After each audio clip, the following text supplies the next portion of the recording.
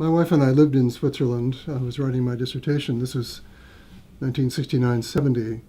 And while we were there, we had an opportunity to hunt down her family. One little town we went to, we were hiking down from a mountain and went through a little town on the way down to the valley. We knew that some of her ancestors had been in this town, and we poked around, and indeed we found a house with her family name, her maiden name, written under the gable of the house. And we went in and asked and introduced ourselves, and got into a nice conversation with the couple, the old couple who lived there. And we were always drawn back to this place. We heard that, no, the house is not for sale, but it had been willed to a very nice young couple. And so we thought on one of our hikes, we would just stop in and get to meet this nice young couple. It turns out the museum is 4 buildings, which her father-in-law either had already owned or bought, and he had turned them into a museum.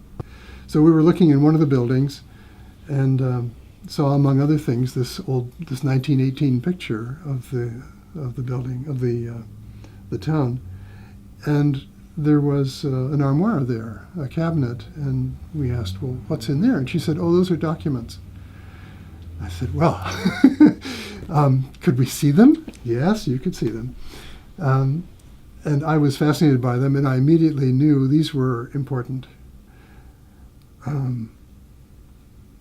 And she said, oh, well, you could take them down to the little house you're living in, you're staying in here, and look at them and read them if you want to, and da-da-da. So I did that, and the more I read of these things, the more I realized that something had to be done. And so I took it upon myself to begin to transliterate these documents and get this down on a CD, so that should there be an avalanche or a fire, whatever, there would be a true record of what these documents were, and not just in the original handwriting, but in my transliteration of them, my transcription of them. So here's an example. This is a school pupil's writing exercise book, and she would write. Her name is Ursula Herrmann, and she would write little essays in this book about. The one right here happens to be an excursion, a little class excursion we took.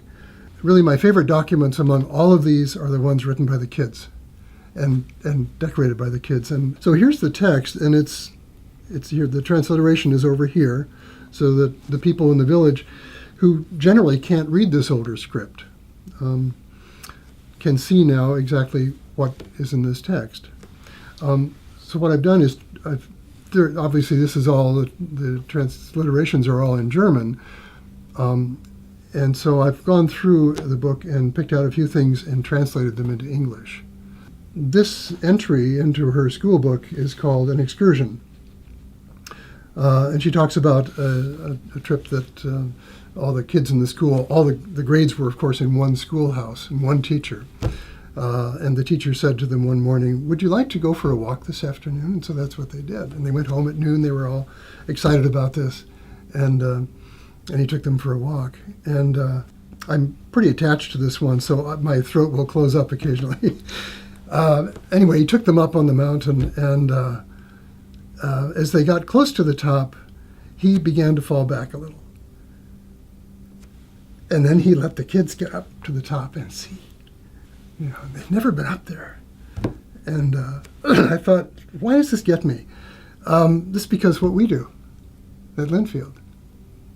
We take our students along, and then we kind of hang back and let them do the learning.